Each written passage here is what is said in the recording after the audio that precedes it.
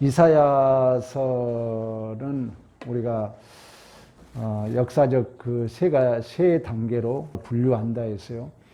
1장에서 39장까지는 우리가 1차적 세계관, 여러분들이 이건 좀 이해하셔야 돼요. 다시 말하면은 공평과 정의, 옳고 그름, 그리고 심판, 보상, 우리가 소위 우리의 구원도 1차적인 삶은 율법적인 삶을 살죠. 그래서 이제 이사야서를 보면은 1장부터 39장까지는 너희 말씀에 의지해라. 말씀에 따르지 않으면 너희들 벌을 받는다. 이게 1차적 세계관의 하나의 요구라는 거죠. 그리고 이제 40장에서 55장까지는 그 1차적 세계의 질서에서 이제 실패하잖아요. 그래서 이제 이스라엘 백성들이 바벨론 포로로 잡혀가죠. 우리가 바르게 살면, 하나님 뜻대로 살면 죄의 포로로 안 잡혀가는데, 이제 죄의 포로로 결국 이제 잡혀가죠. 이제 잡혀간 상태지만 하나님이 다시금 이제 약속하죠. 너희들을 다시금 이제 구원해서 승리하고 하나님의 영광에, 하나님의 찬송에 참여할 것이다. 이 삶이 2차적 세계관이라는 거예요. 그리고 이제 우리가 지금 이 본문 배경 56장에서 66장까지는 이제 그 1차적 세계 질서에서 실패함으로 결국 이제 바벨론 포로에 잡혀갔고, 그러나 하나님께서 2차적 그 세계관을 약속하셨던 것처럼 이제 너희들이 구원받고 너희들이 승리하고 이제 하나님의 그 포로 기한에서 될 것이다. 이 승리와 비전을 주셨던 그 2차적 세계관이 이제 성취돼서 예루살렘의 귀환한 배경을 가지고 있다는 거예요. 56장에서 몇 장까지? 66장까지. 그러니까 이사야 본문을 이해할 때는 반드시 이 세 분류를 여러분들이 알아야 돼요. 왜? 선지서는 역사적 배경을 가지고 기록하고 있기 때문에 이 눈으로 보지 않으면 문자적 해석으로 끝날 수 있기 때문에 제가 지금 3주, 4주에 걸쳐서 계속 1차적 세계, 2차적 세계를 설명하는 거예요. 이제 알겠죠? 1차적 세계는 한마디로 옳고 그름의 문제예요. 2차적 세계는 너희가 실패했음에도 불구하고 다시 이제 구원해서 승리하고 이제 너희들이 찬송하고 구원을 받을 것이다. 이게 2차적 세계라는 거죠. 그러면 2차적 세계가 이제 성취돼서 예루살렘에 이제 온 거예요. 그러면 우리 역시 오늘날 우리들과 관계해 본다면은 우리가 이제 사실 2차적 세계 안에 우리도 들어와 있죠. 이스라엘 백성들이 그 2차적 세계의 질서 안에 지금 약속의 땅, 가나안 땅 예루살렘으로 와 있는 것처럼. 근데도 여전히 1차적 세계의 질서가 요구하는 우리가 소위 원칙, 그리고 심판, 보응, 이런 부분에 여전히 우리는 실패하고 있다는 거예요. 그래서 여러분의 신앙생활에 지금 가장 큰 문제가 뭐예요? 우리는 여전히 1차적 세계 안에 옳고 그름 따지고 있잖아요. 이게 틀렸다, 저거 틀렸다. 그러니까 남도 이렇게 정죄하고 있지만 우리 자신도 마찬가지예요. 우리는 분명히 2차적 세계의 약속대로 예루살렘에 이 이스라엘 백성들이 복귀했지만 여전히 당시에 흉년 그리고 성전을 재건해야 되고 산발락과 도비와 원주민들이 방해하고 낙심하고 절망하고 여전히 그 2차적 세계 안에 들어와 있지만 1차적 세계의 그 요구들이 우리의 마음에 평안을 주지 못하는 거죠. 그래서 우리가 이 구약의 결론적으로 봤던 것처럼 이제 말라기 보면은 야 제발 너희 중에 성전 문 좀 닫았으면 좋겠다.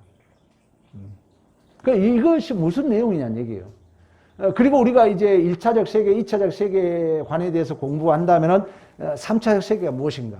이런 우리가 오늘 함께 은혜를 나누고자 하는 것입니다. 자, 오늘 본문에도 1절에서 2절 우리 봅니다. 1절부터 2절 보면은 그런 얘기를 해요. 여호와의 손이 짧아 구원하지 못하심도 아니요 귀가 듣지 못하심도 아니라 너희 죄악이.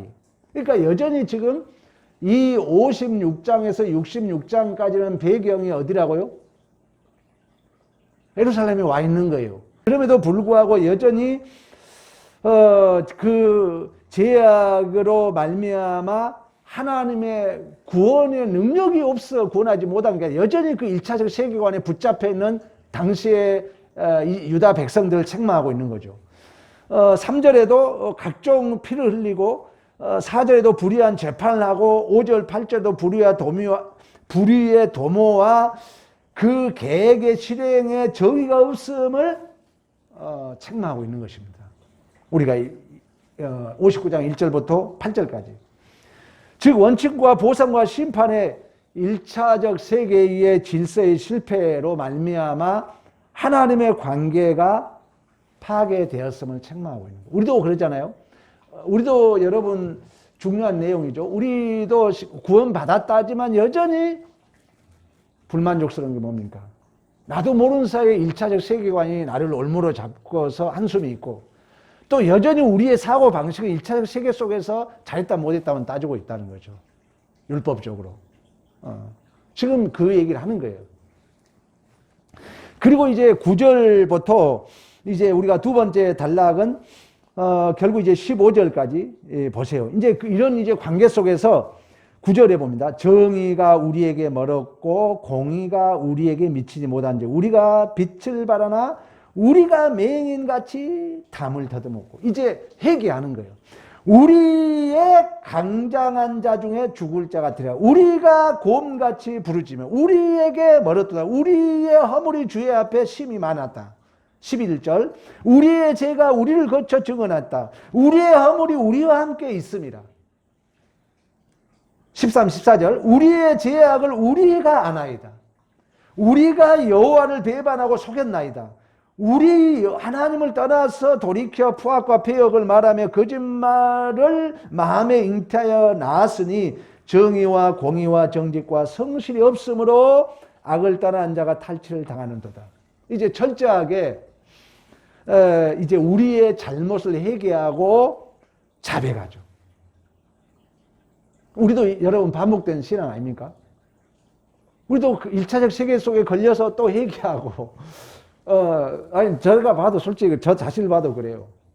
그러니까 1차적 세계 우리가 원인과 보상의 심판의 요구의 1차적 세계에 우리가 잘못을 인정하고 또 회개하고 그러면 자백하면은 오늘 본문 내용으로 보면은 그게 전부가 아니라는 거예요. 그걸로 그러면 그 1차적 세계의 결과물들이 충족된 게 아니라는 거예요. 우리가 뭐 여러분 회개해가지고 금방 우리가 막 승리가 보장된 게 아니잖아요. 오늘 본문 내용이에요. 그러니까 우리는 되게 그 1차적 세계를 아까 얘기했던 원칙과 심판과 구원에 대한 그 1차적 세계 질서 속의 실패함으로 회개하면은 그게 회복되고 2차적 세계가 충족될 것이라 우리가 기대를 하죠. 솔직히 우리의 신앙생활이. 그래서 우리는 죄 짓고 회개하고 그러잖아요. 우리가 사사기를 보면 계속 반복되거든요. 그러나 오늘 이제 여러분 15절 이하에 보면은 인간이 회개와 자복으로 여러분들이 회개하고 자복한다 해서 그 1차적 세계 공평과 정의와 그 심판과 보상의 문제가 해결된다거나 또 2차적 세계관 약속으로 보장된 그 은혜와 구원과 승리와 비전이 우리 안에 채워지지 않거든요. 또 우리 여러분 알잖아요. 우리 스스로 구원받을 수 없다는 성경은 전제하잖아요. 그래서 이제 우리가 이 15절부터 21절까지 하나님이 그렇습니다. 자, 15절 봅니다. 성실이 없으므로 악을 떠난 자가 탈취를 당하는다다. 그러니까 여전히 우리는 회개하고 통회하지만 1차적 세계의 요구에 우리가 부응하지 못하고 그 2차적 세계 하나님의 신실하신 구원의 약속을 받고 약속의 땅 가나안 땅에 와 있지만 예루살렘에 와 있지만 그 2차적 세계관에 요구하는 승리와 감격과 영광과 찬송을 이제 우리가 누리지 못한 그 현실을 얘기하고 있는 것입니다. 그러므로 우리가 15절 이제 우리 중반 봅니다. 여호와께서 정의 없는 것을 기뻐하지 아니하고 중재자가 없음을 이상히 여기심으로 자기 팔로 스스로 구원을 베푸시며 자기의 공의를 스스로 의지하사 여호와께서 그 표는 강물같이 오실 것입니다. 여호와께서 이르시되 내가 그들을 세운 나의 언약이라 하리라. 이제 여호와께서 이제 개입하셔서 여호와 하나님께서 개입하셔서 원칙과 보상과 심판이 요구되는 1차적 세계관의 그 결과물과 2차적 세계관의 그 보상으로 약속된 구원, 은혜, 승리, 비전 이런 것들을 만들어내겠다는 거예요. 하나님께서. 우리의 구원을 얘기해 주고 있잖아요. 하나님께서. 우리가 여러분 마태복음 12장에 보면은 좋은 나무와 나쁜 나무를 얘기하면서 열매를 보면은 안다고 그래요. 그리고 이제 마태복음 이제 13장에 가면은 씨 뿌리는 자의 비유가 나옵니다. 좋은 나무가 되고 씨 뿌리는 비유에서 옥토밭이 되어야 한다는 것은 우리들의 가지고 있는 하나의 1차적 세계관이죠. 그러나 우리가 스스로 그 옥토밭의 정체성은 좀 어렵게 여러분 들릴지 모르겠습니다만 이 컵의 정체성은 물이 담겨야 되잖아요. 내가 물 달라 했지 컵 달라 했지 않잖아요. 여러분 좀 이해를 동원하셔야 돼요. 옥토밭이라는 것은 씨가 뿌려져서 싹이 났을 때 옥토밭이라 그러거든요. 밭에 사실 주체가 있지 않아요. 우리가 해석은 좋은 밭이 돼야 된다 하지만 내가 스스로 좋은 밭이 되면 우리의 장로 구원 교리가 무너집니다. 씨가 와서 거기에 심겨졌을 때 그걸 옥토밭이라 그러거든요. 나무 열매도 마찬가지예요. 우리를 가지로 표현하잖아요. 열매가 맺음으로 사과가 열매가 맺었을 때 사과나무라 하는 것처럼.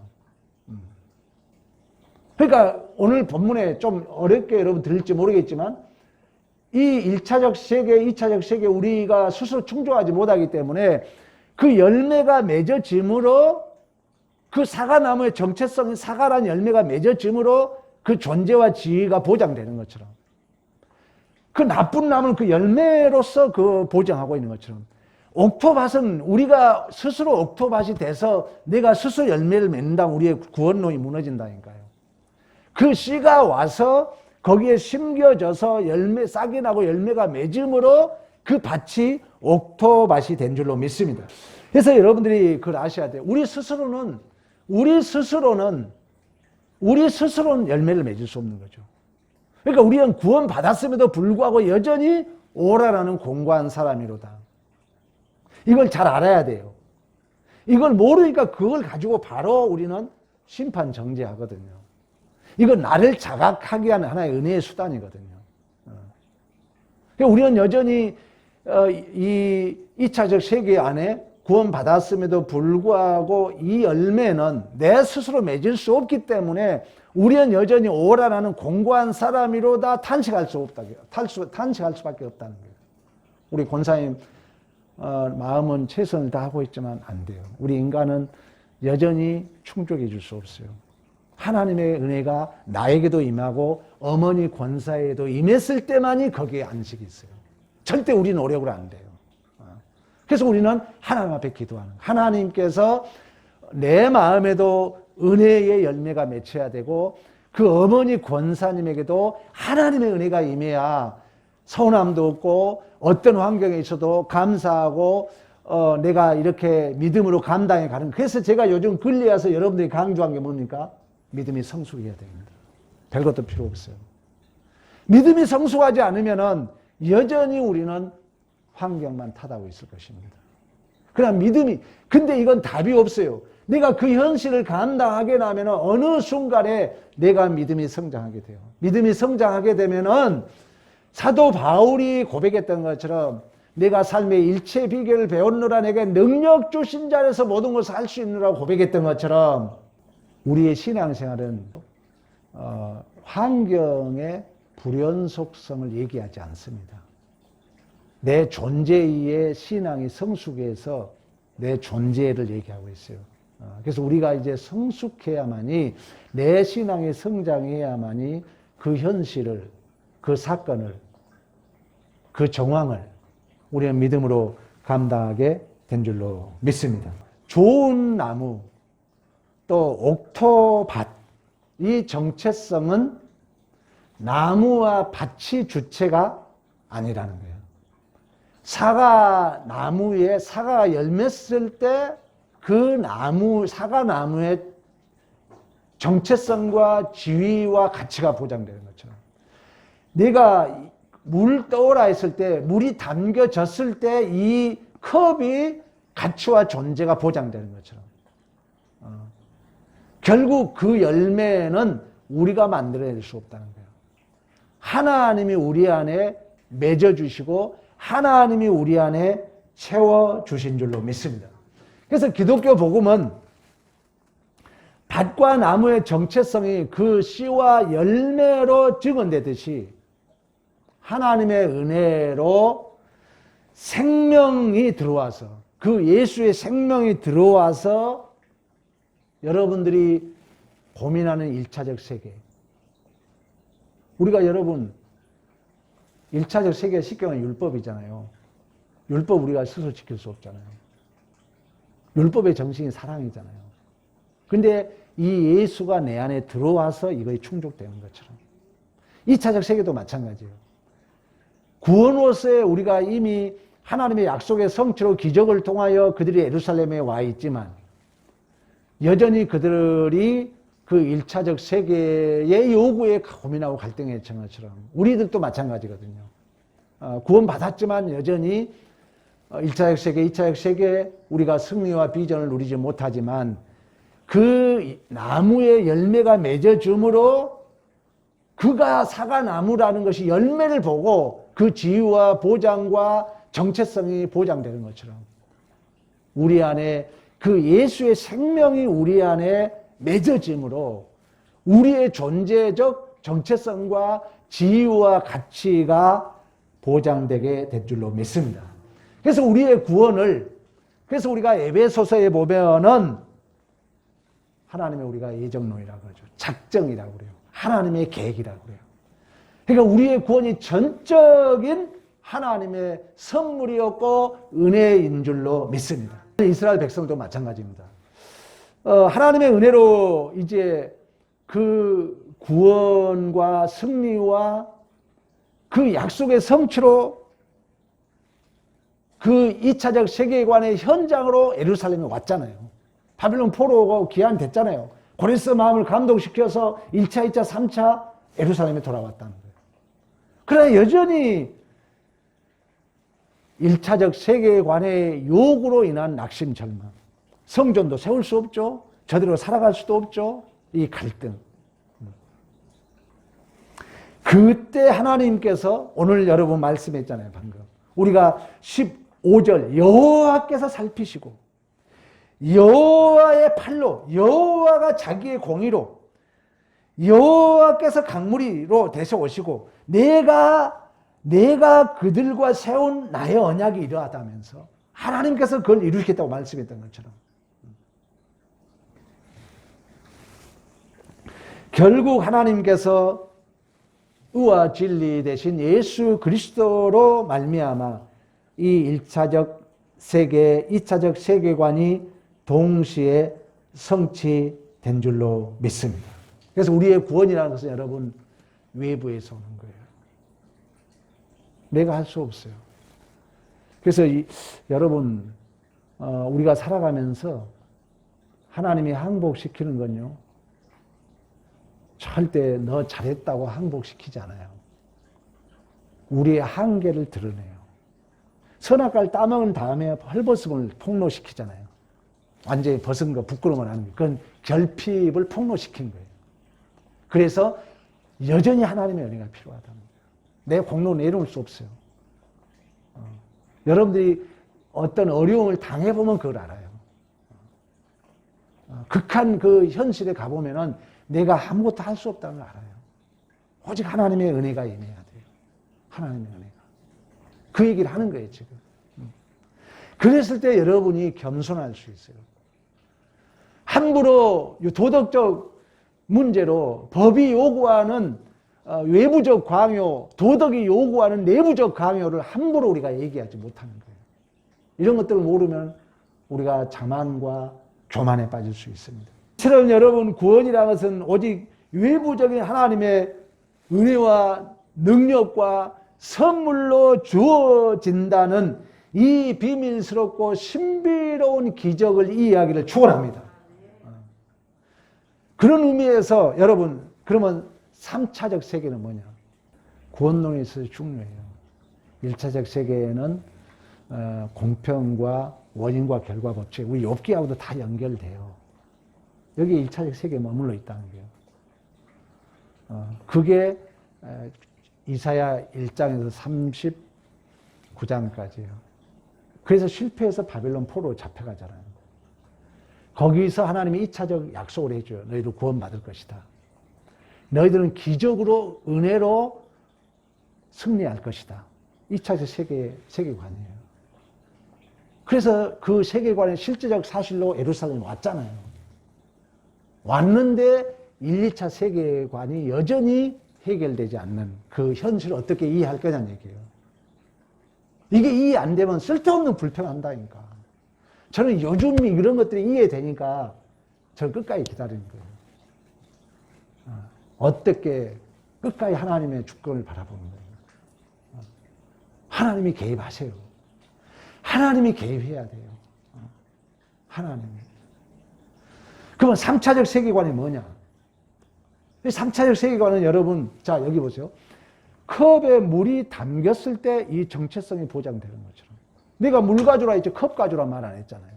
중요한 얘기잖아요. 저 나무가 뭔 나무냐? 사과가 맺었을 때 사과나무라 그러잖아요. 근데 그 열매는 내가 맺을 수 없다는 거예요.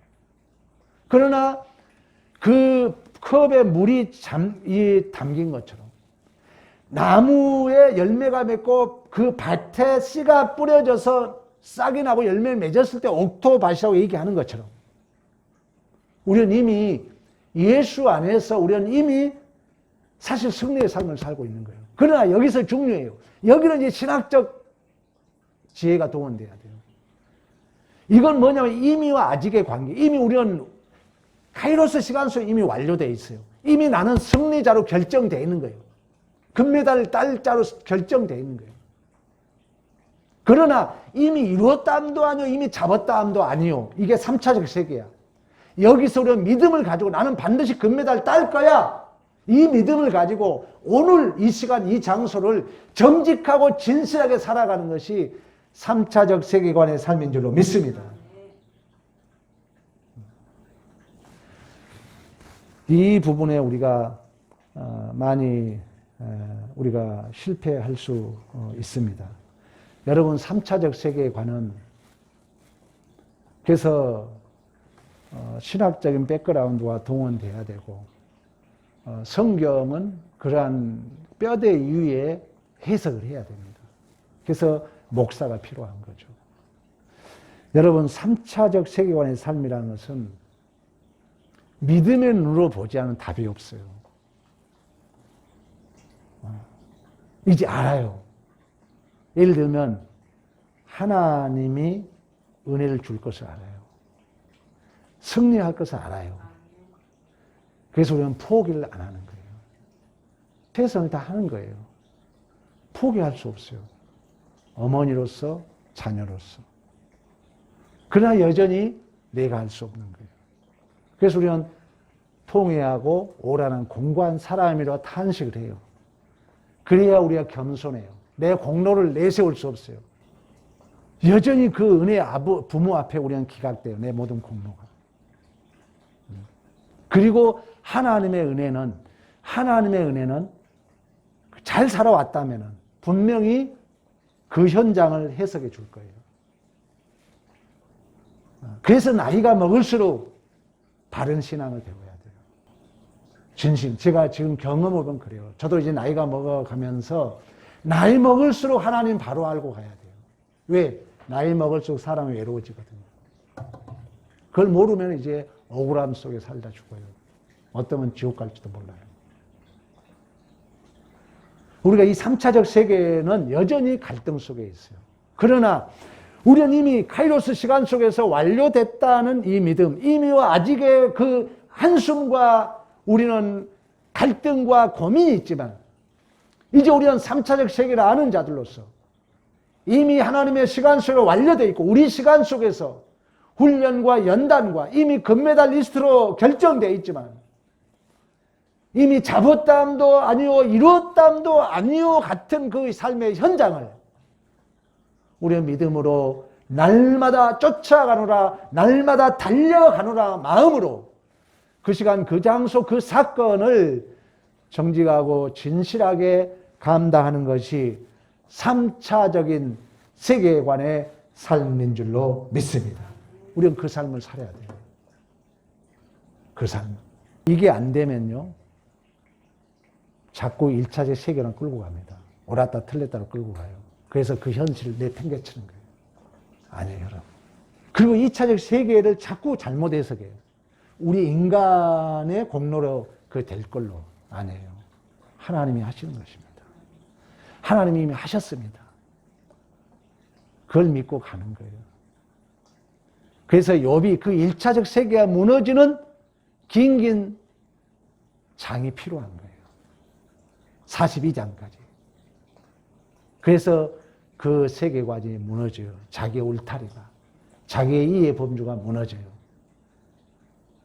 그리고 여전히 그 1차적 세계관 속에 고발했던 그 친구들은 잘못으로 결론이 나요.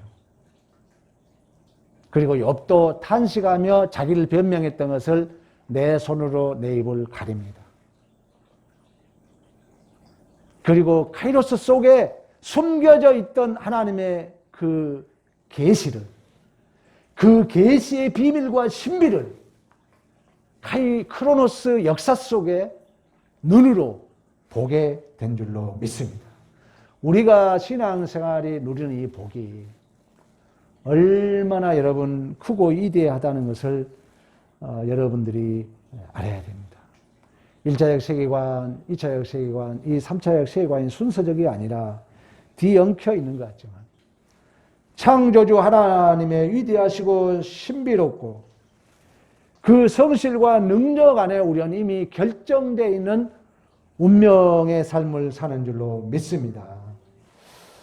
여러분들이 2차적 세계관이 허락한 하나님의 우리가 구원과 승리와 능력이 보장되었지만 여전히 원칙과 심판과 보상이 요구되는 1차적 세계관의 질서의 결과물들을 내 스스로 만들 수 없는 갈등과 고민과 한숨이 있지만 우리는 알고 있잖아요.